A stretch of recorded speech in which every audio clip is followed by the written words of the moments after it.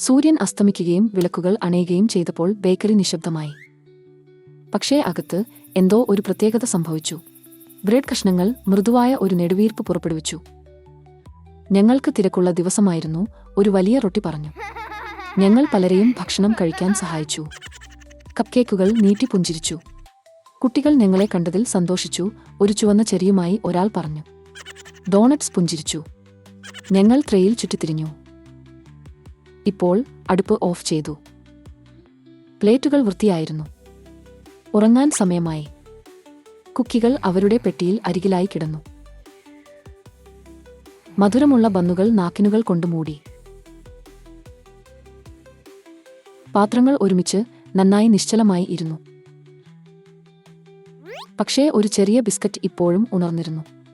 എനിക്ക് ഉറക്കം വരുന്നില്ല, അത് പറഞ്ഞു. നാളെ രസകരമല്ലെങ്കിലോ? വലിയ ബ്രെഡ് പുഞ്ചിരിച്ചു. വിഷമിക്കേണ്ട, അത് പറഞ്ഞു. ഇപ്പോൾ വിശ്രമിക്കൂ. നാളെ ഒരു നല്ല ദിവസമായിരിക്കും.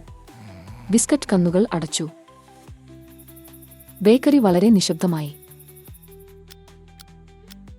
ക്ലോക്കിൽ മാത്രം ടിക്ടിക്ക് മുഴങ്ങി. പുറത്ത് രാത്രി ഇരുട്ടായിരുന്നു.